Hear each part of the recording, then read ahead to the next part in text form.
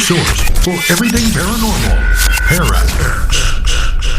Throughout the ages, history has been altered by word of mouth and the misrepresentation of those who might not have been present when some of the world's most significant events took place. Channelers Barry and Connie Strohm bring through the spirits of those who actually witnessed or took part in these historical events and lets them tell their stories in their own words. Welcome to Channeling History. And now, here are your hosts, Barry and Connie Strohm. Good evening, everybody, and welcome back to Channeling History. As if you've been listening, you know that we are the only show where we speak to the souls that made things happen, and we're brought to you every Sunday on the Para-X Radio Network. I'm Barry Strohm, your host, and I will be doing the channeling tonight. And I'm Connie Strohm, your co-host, and I would like to thank you for tuning in to our show this evening. If you've been following our show, you know that our list of guests is a little different from other shows. All of our guests are departed souls, and tonight we are blessed with the spirit of a most brilliant individual. He's one of the best that ever lived, Leonardo da Vinci. He was a true Renaissance man. He was born in the 15th century, became one of the most famous artists of all time, was a pioneer in the anatomy of humans, and designed machinery that was far ahead of his times. We welcome any questions that you submit through the chat room, as always. We do have the list of prepared questions, but we prefer to use yours. We always try to give a small disclaimer when we begin a show, as we have no idea how some of the spirit guests will answer. So the opinions or statements voiced on our show are the channeled words of the spirits and do not necessarily reflect our opinions, those of the Para-X Network, or our sponsors. Last week we had a very interesting interview with the spirit of an extraterrestrial. He was a blue alien, as Moo was when we channeled him when I wrote the 2 alien books, and we called him Len. The show produced a lot of information, and among the subjects discussed was extraterrestrial disclosure and the relationship that our government has had with the alien community for many years. If you have an interest in our neighbors from outer space, I would suggest that you may want to listen to this one.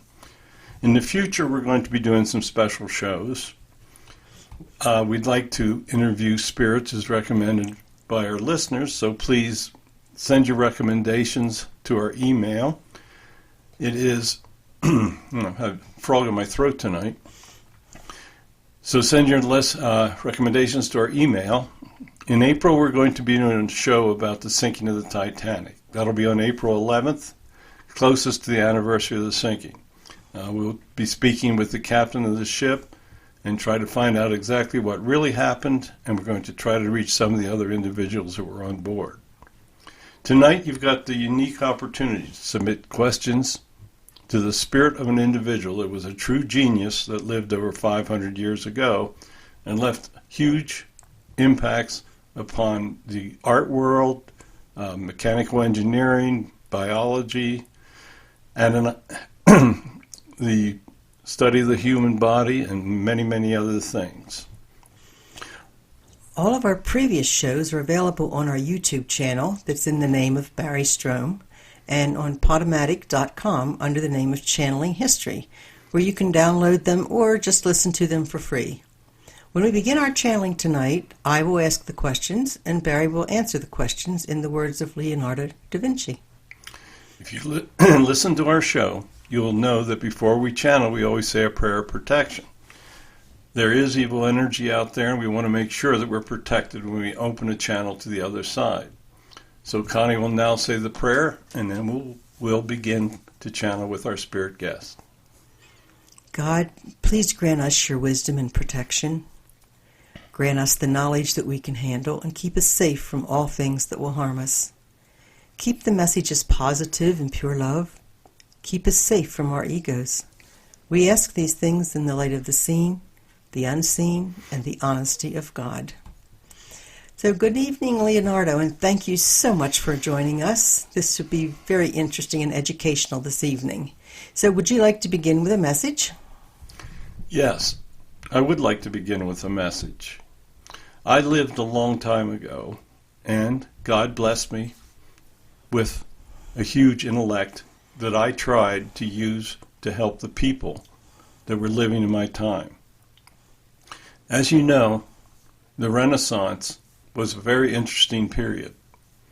God sent some very intelligent people back along with me, and their intent was to help lead the people out of the Dark Ages.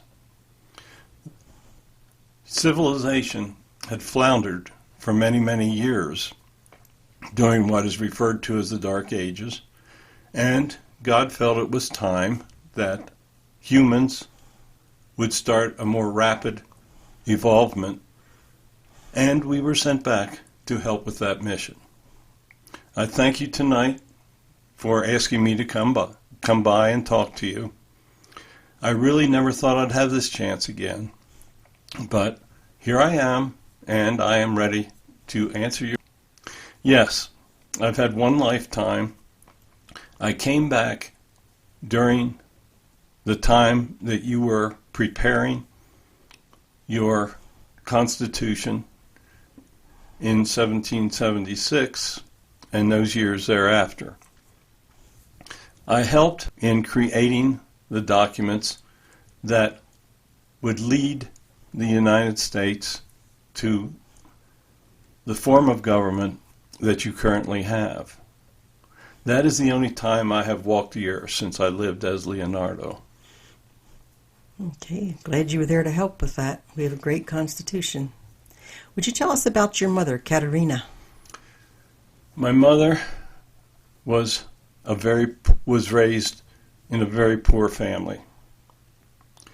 She did not have any wealth, and when my father, who was a wealthy notary, became involved with her, she became pregnant and had me. I went on to live with my father, and she actually remarried.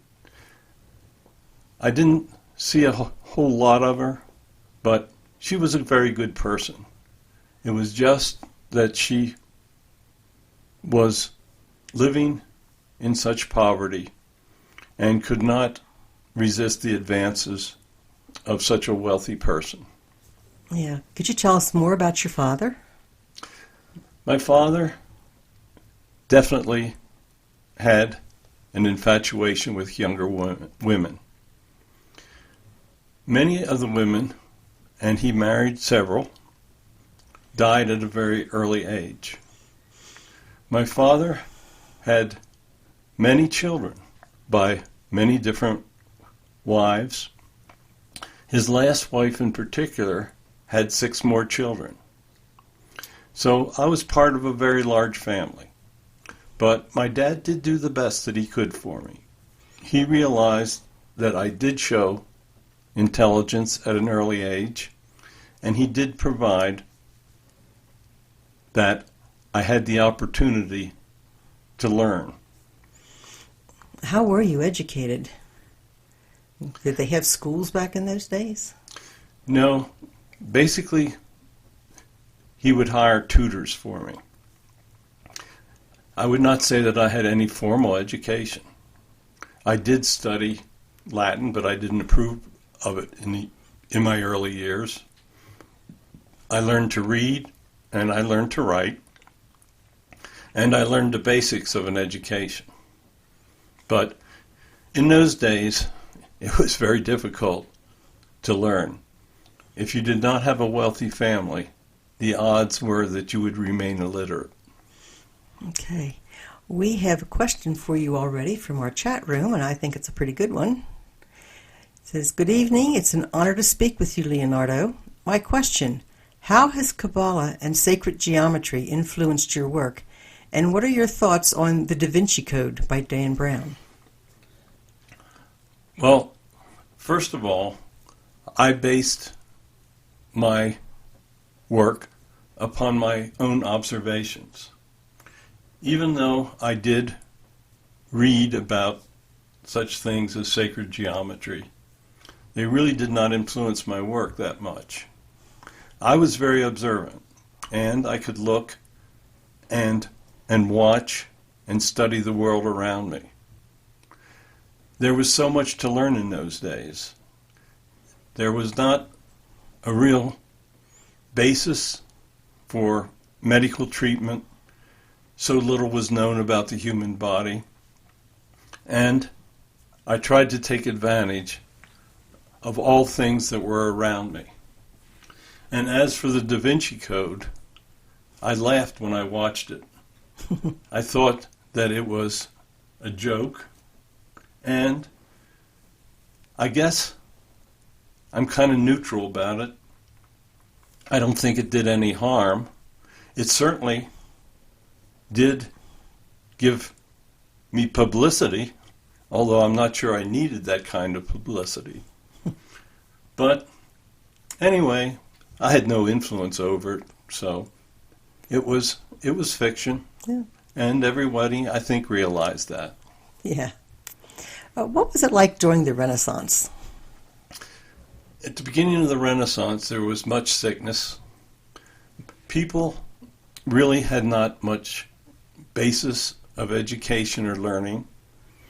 Wealthy people were emerging through trade. The Catholic Church basically controlled most of what went on at that time. There was much war. The different countries could not get along. Families were trying to gain power and strength and wealth. Many of the cities in which I lived were overrun by military during my lifetime. There was not a lot of information to build upon coming into the Renaissance. God sent some brilliant people back to try to lead humans in culture and in architecture and many other fields. The Renaissance truly was a time of learning. And I do not believe that there's been any time in history where so many individuals of high intellect were ever sent back at the same time. Could you tell us how the apprentice system worked in the 15th century? Since there were no formal schools of learning, talented people would attempt to work with individuals that had become masters of their trade. I showed an early ability to draft and draw, and I had a good imagination. In those days, talented children were picked to work as apprentices or shop boys for the acknowledged masters of the time. I was chosen by the great Andrea del Verrocchio to work in his shop. Verrocchio was a true master painter and was one of the most recognized artists of the time. In the beginning, I simply worked sweeping floors, helping mix paints, and doing menial things. But he was very good at teaching me the different techniques that he used in his artistry. He was an incredibly talented individual and a real pioneer in his artistic works. We worked long hours, but we would be given food and board, and he taught us many, many different things. I learned how to mix paints. I learned some principles of mechanics. I learned what it was like to assist in sculpture and in casting metals. It is truly Verrocchio that gave me the information to start my own shop at one point, and I have nothing for praise for all the things that he taught me. That's great. What was Florence like in the 15th century? Florence and Milan were some of the centers of learning for the Renaissance period. They were beautiful cities. The individuals in charge were attempting to build incredible buildings and trying to bring art and beauty to the land that had suffered for so many hundreds of years. It was the center of culture.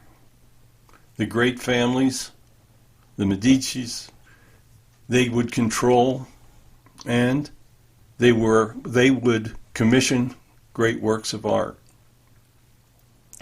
They were both cities that had incredible influence over much of the culture in those days. Did you prefer one of them over the other? In the beginning, I thought Milan was the answer. I worked many, many years in Florence and enjoyed those years. And even in my later years, I moved to France. It was, I would say, that maybe overall Milan was my favorite place, but I had nothing but love for the time that I had in Florence as well. That's great. Did you have any psychic abilities in those days? I would receive messages in my dreams. I think that I did have some great psychic abilities, but in those days, we never really understood what was taking place. Sometimes I would get ideas in my dreams. I believe that truly the guides were helping me. Now that I am on the other side, I do realize that the guides were giving me information and ideas and were trying to lead me in ways that would help me learn and advance. So yes, I do have psychic abilities. I did not have the abilities to the extent that Barry has at this point. I could not speak the words of the spirits, but I would receive psychic messages. Yeah. What was your relationship with Medici? The Medici family was very powerful. They had the money to offer commissions for artwork. I got along very well with them. Very early in my career, I had some luck with my artistic work, and it caught the attention of the Medici family. They were very powerful. They could be very ruthless, but they treated me very well and played a large role in my advancement as an artist. Then we all owe them a thank you. Were you a vegetarian? Yes. I deplored the violence of butchering innocent animals. I would often buy birds that were meant to be butchered for meals and release them. I thought that by being free of eating the meat of other living creatures, that I would obtain more of a spiritual high, or be able to, I guess, lead a better life. But there were times that I would eat meat, but I tried to eat as much in the style of a vegetarian as possible. Okay, obviously you're best known as a painter, But you also worked in the fields of architecture, fortifications, military matters, hydraulic and mechanical engineer. Out of all of those, which was your favorite field? When I was younger and very healthy, my favorite field was painting and creating objects of beauty. As I grew older, I started to have some problems with my hands, so that I would not be able to do a lot of the detail work that was necessary to create true pieces of art. I had always, as I said earlier, been very good observing what was going on around me. It was also a very violent time when different militaries would square off against each other. I did design theoretical weapons. I tried to create different types of hydraulic equipment, and I was very fascinated in mechanical engineering. I even designed tools that would cut the grooves for screws. I tried to figure different ways that gears and similar mechanisms could be used to make different equipment that would help to solve some of the many problems that we were facing at that time. Keep in mind that there were no mechanical plants or places that would mass produce any type of equipment. It was a time where the printing press and ways of mass producing words on paper or parchment, it was a time when it was all in the infancy. But of all things, when my health was good, I loved to work on creating things of beauty and wonderful paintings. Well, you certainly succeeded. We have another question from our chat room. Why did you write in your notebooks in code? I actually did not write in code.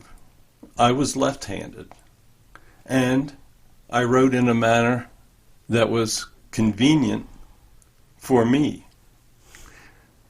I know that you now describe my writings as mirror writing, but to me it was normal. I was really not attempting to write things in code. Okay, we have another question from our chat room. What was it like painting the Sistine Chapel? The Sistine Chapel, I'm sorry. I did not paint the Sistine Chapel. Oh, okay. In one of your most famous paintings, The Last Supper, there's a female sitting next to Jesus. Who was that woman depicted in the painting?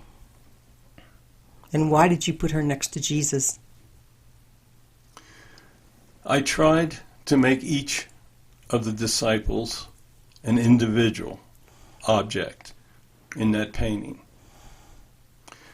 The woman depicted in the painting was Mary Magdalene. I had read some of the early writings that spoke of her as being a close disciple of Jesus. I thought that it would be very interesting to place her at the right hand of our Lord, because at that time, women were not considered the same level of importance as men. There had been rumors that Jesus had a special relationship with Mary, but I never really believed that. But I did put her at the right hand. I thought originally that Peter should be sitting there. But for the artistic sake, I thought it would draw more attention if there was a woman sitting next to Jesus. Okay. Did you paint the work Salvator Mundi? I painted a portion of that artwork. I had other people assisting me, and I did some of the important parts of the face, but there were definitely people working for me that helped to finish that piece of art. So what did you think when that piece of art sold for $450 million? I actually found it very hard to believe. First of all, that amount of money for a person like myself that lived that lifetime was basically inconceivable. Well, I do realize that not many of my paintings exist today. And I do understand that there are some incredibly wealthy people today. But I must also think what good could have been done with that $450 million.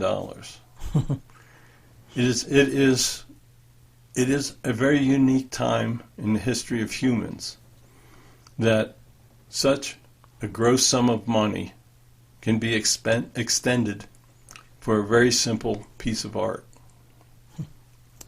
Did you believe in God? Absolutely. In my day, the Catholic Church was in charge of so much and had incredible influence over what took place. There was never a time that I did not believe in God. As a child, my father instilled that belief in me, and my artwork, in most instances, revolved around what we were told of the life of Jesus. I never truly understood the relationship between God and Jesus at that time, but once I came over here, I did. So yes, there was never any doubt in my mind that God existed. Yeah. How would you describe your personality, since none of us got to live back in those days with you? I was not a very outgoing person. In many instances, I was very private. I did not want my life or my method of living to become public information. I don't think I was ever considered aloof, but I was withdrawn, and I guess that would give the impression that I did not like people. Okay, one of our listeners would like to know what you consider your most important invention.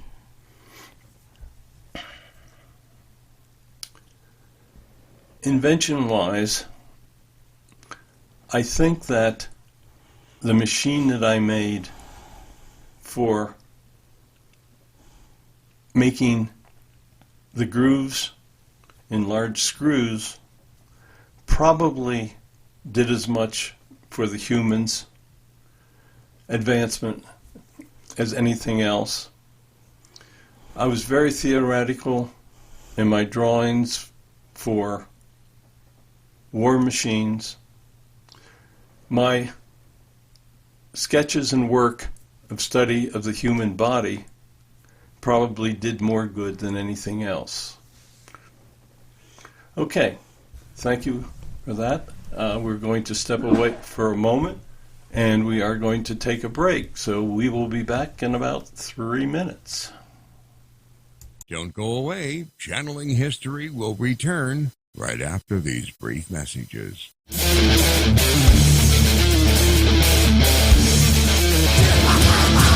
In order for the light to shine so brightly, the darkness must be present. Tune in every Monday at 10 o'clock. The Dark Sun Rising on the Para-X Radio Network. From Haunted Road Media comes an exciting new novel by author Marla Brooks, Soul Connection, a deadly obsession.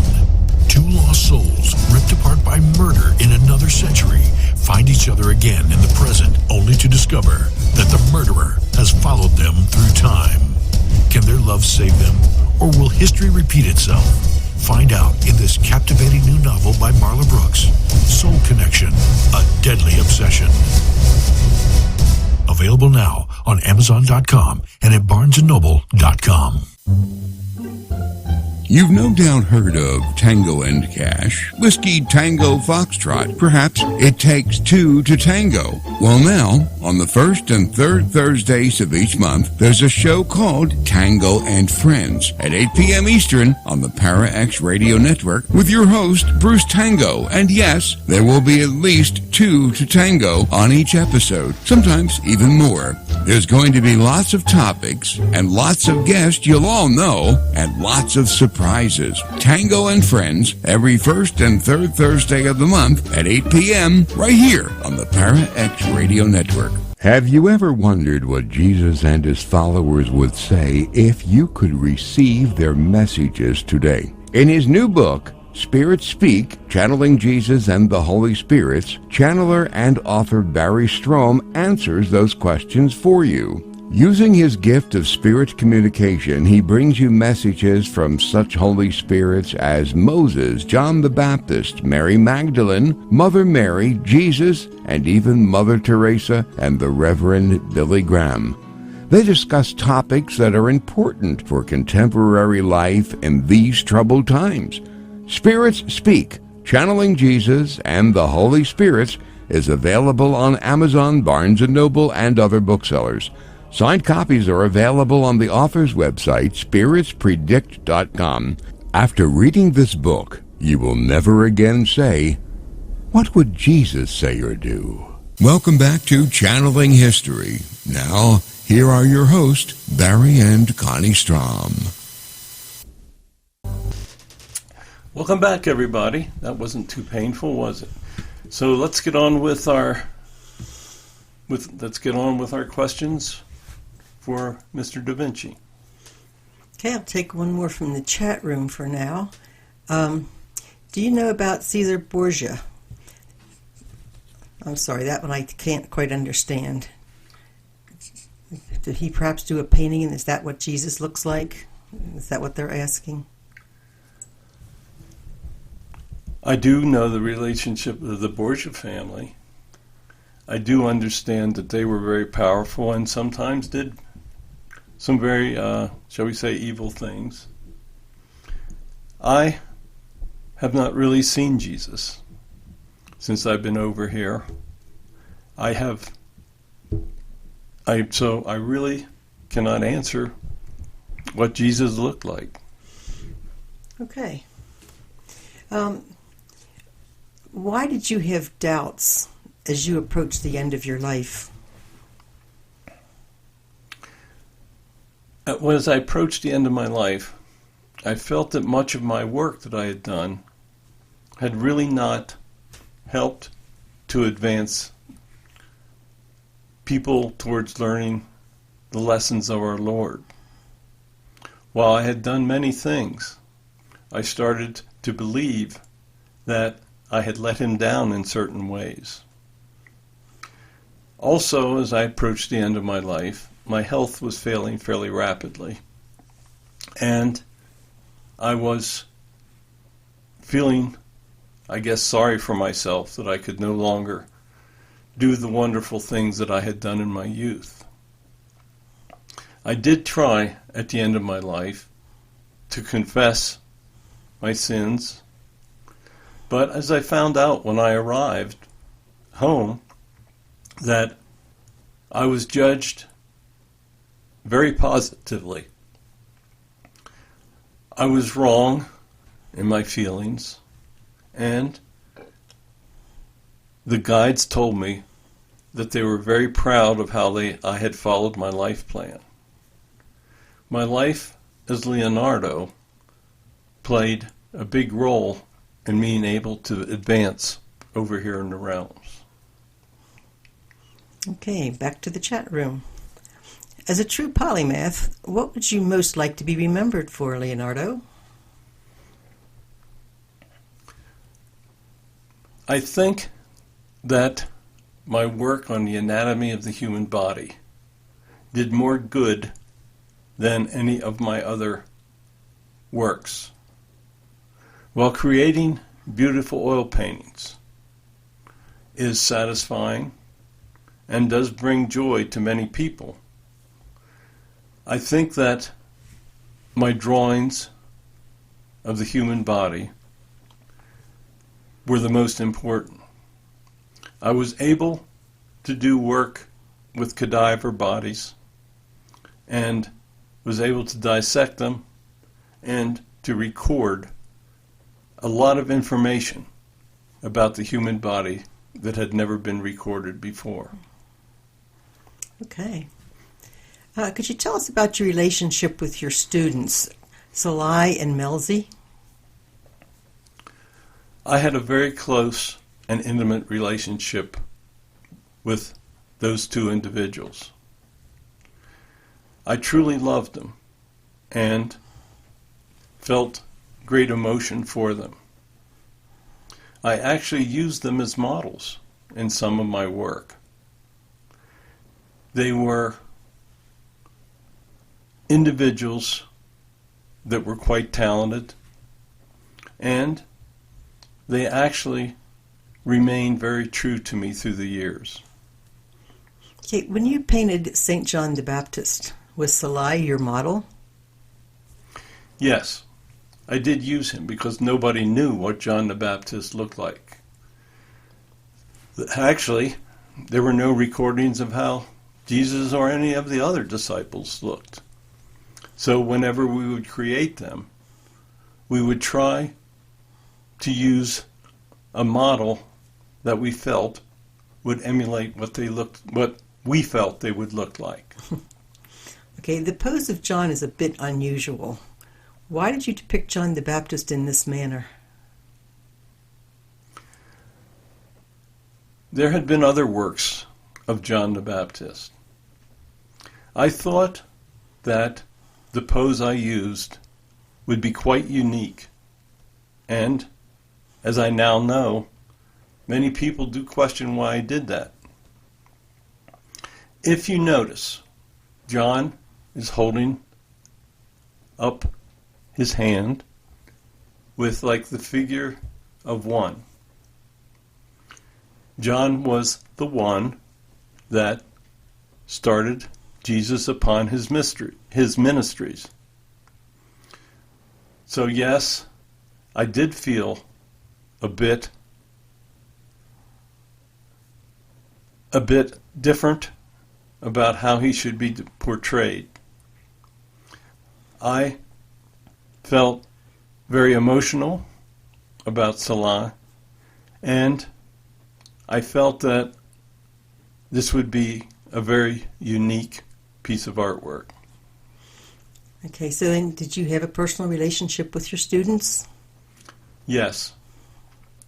I love my students very much. And, as you know, I never married. They filled the place in my life that would have been filled by having female companionship. Okay. Another question out of our chat room. Out of all of your paintings, did you have a favorite?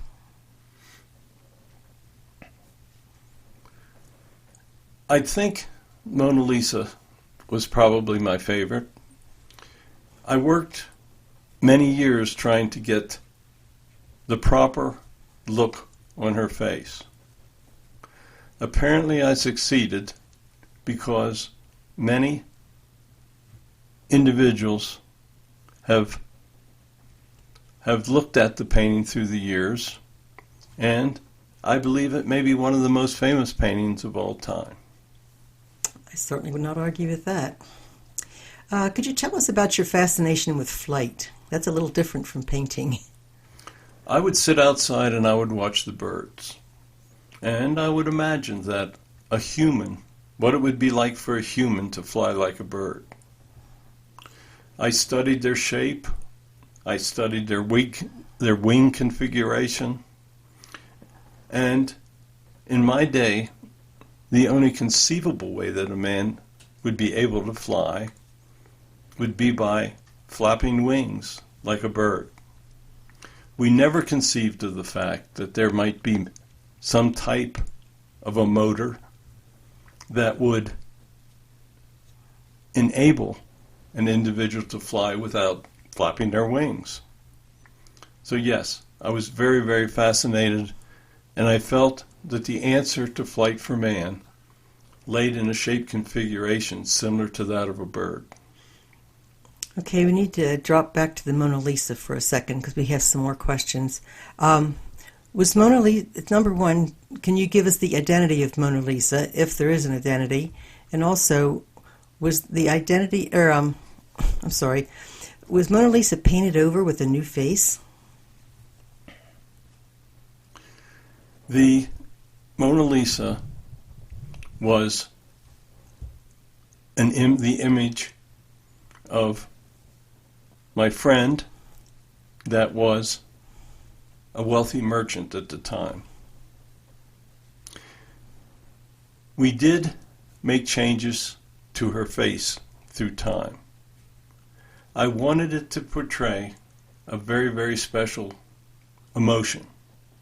And in the end, I think we achieved that. So there were changes made to her face. I don't know if that is what you're referring to. Probably. And then, did you mention who she was? You said that she was a friend. Okay.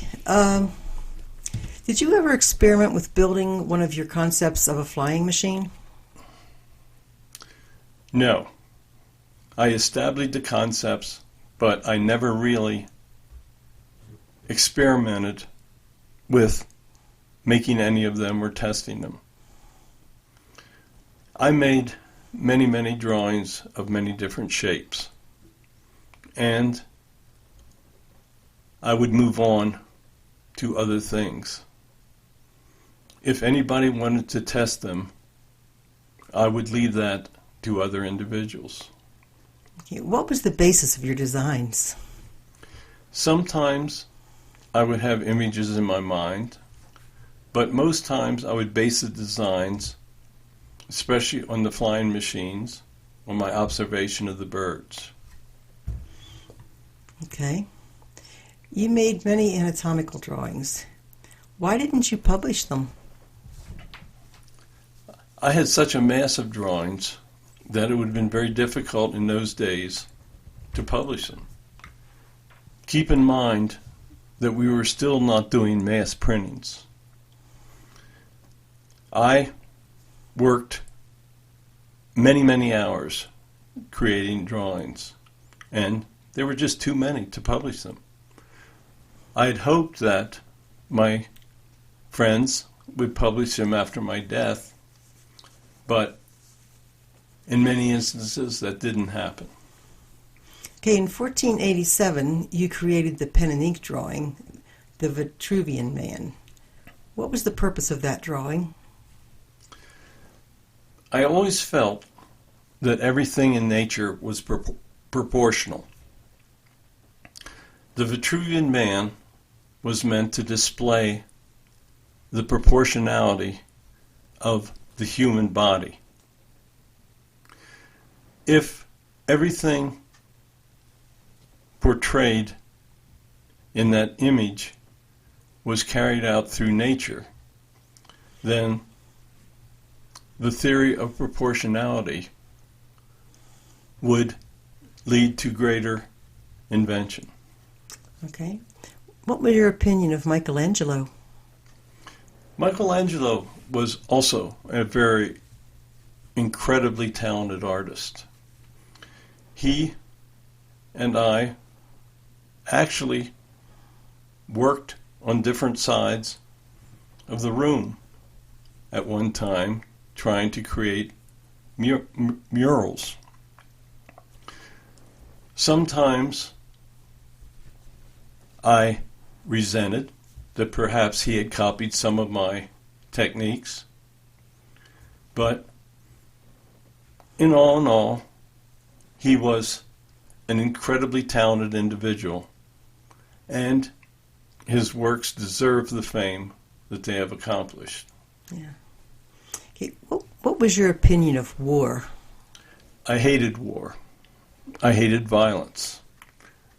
I did not like to be disrupted by all of the wars that were taking place at the time that I lived. There were times I had to flee cities because opposing armies were bearing down on where we lived. War is a senseless waste of assets and human lives. It is indeed. So why did you design weapons and machines of war if you were opposed to it? I designed weapons and machines of war that I had hoped would prevent war.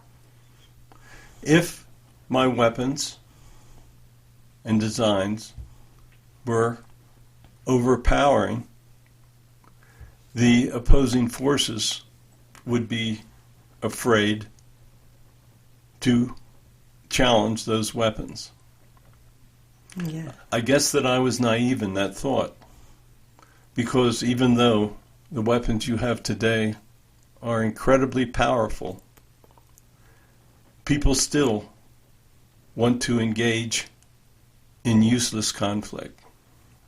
Yeah. One of your inventions resembles a machine gun. Did anyone ever try to build and use one? There were some attempts made to test that design on a small scale. The problem was that it took so much time to load each barrel, and there was always a risk of a premature discharge. So there were some small attempts made, but sadly, or I guess not sadly, because if they had used it, it would have created more havoc. But I had intended all of my military designs to be a deterrent. I guess I was just very naive. Okay, back to the chat room. As a lefty myself, I was wondering about the challenges you faced being left-handed in a time when being left-handed was considered a curse. It was difficult. As you note, my writing style was very difficult to read by many. But my true abilities laid in the work that I could do with my left hand. I was not ambidextrous. I relied very heavily on my left hand, and all of my writings reflect that use. There were some that thought left-handed people were cursed, but because of all my great abilities, that thought did not prevail against me. Okay, at the end of your life, you moved to France. Why was that? The King of France offered me a great position. He was young and ambitious, and when I met him, I truly liked him. So my health was failing at the time, and I needed a way to end my life in relative comfort. I moved to France to accomplish that, and I have nothing but praise to say for the king. He was a wonderful young person, very kind to me. Was he with you when you passed? Yes, he was with me when I passed, but he did not hold my head as was depicted in the artwork that was made from stories that were told by people that were not present. Okay. When you were at the end of your life, were you paralyzed by a stroke? Yes.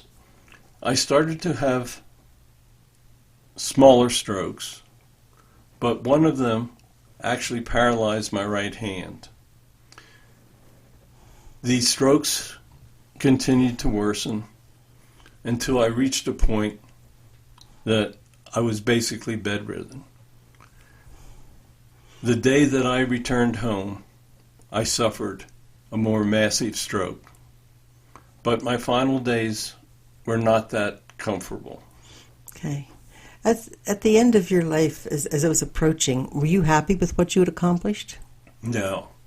I felt that I should have accomplished more.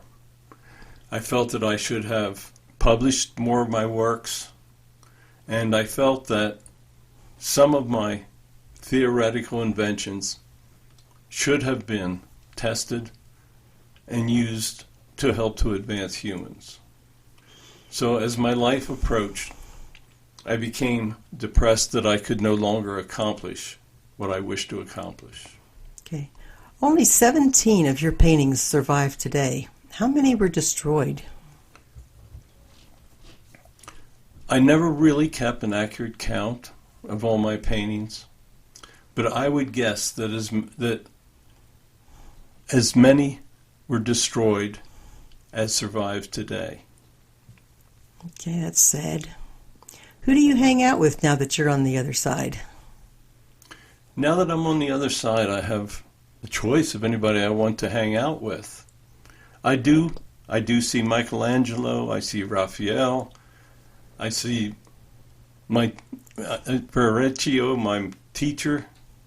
I see many of my students. It is actually a wonderful reunion. Since I lived a life since that of Leonardo, I also see individuals from that lifetime. I see many of your founding fathers, and I actually see some of the modern people that have passed over. So when you're over here, you have great choices of people to hang with. Yes, sounds great. Are you planning to reincarnate again? There will be a time that I reincarnate. I have been thinking about a future life plan, but I am not sure how I want that life to be lived. I do know that I want to try to help people. It is only through helping people and leading a good life that you can advance over here. So there will be a time that I reincarnate, but I cannot say when that will be. Do you have any thoughts on what type of thing you might do when you come back? All I know is that I want to help people. I don't think I will be an artist again, because that is too difficult in your modern times. Okay, do you have a final message for us, Leonardo? Yes. I want to thank you for inviting me to come through tonight.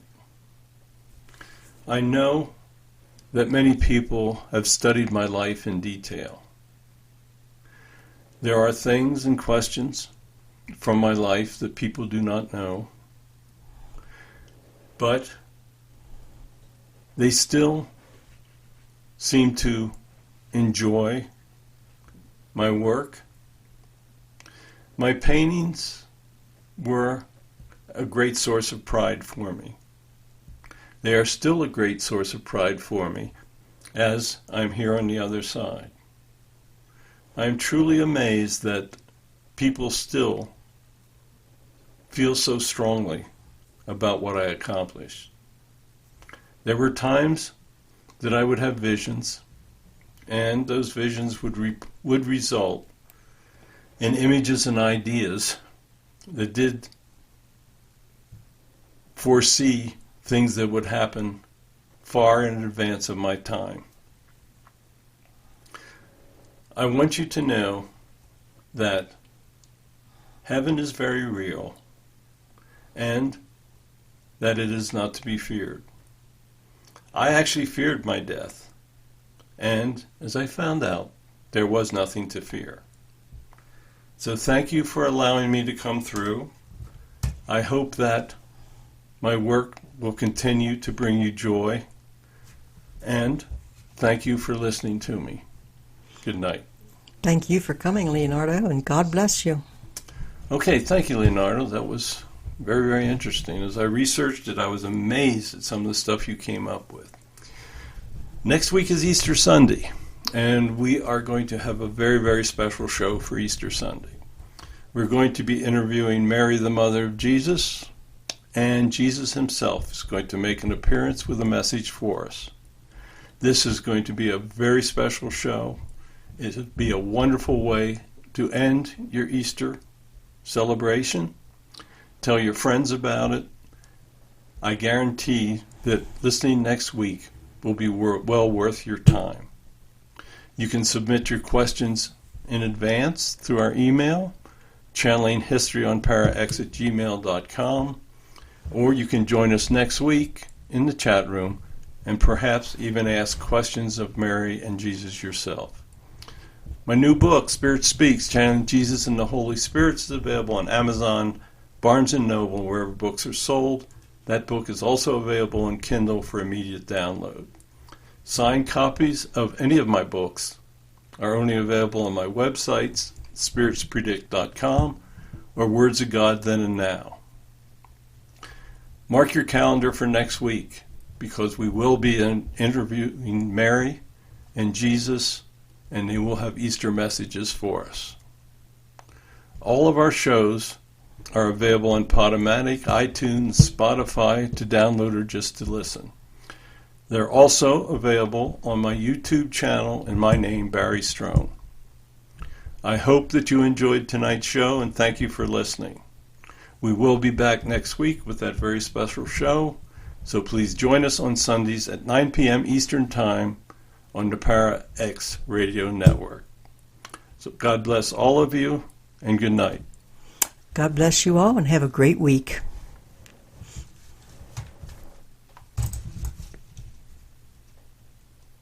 Thanks for listening to Channeling History. Tune in again next week for another electrifying episode, as we never know who will make an appearance or who will come through the portal.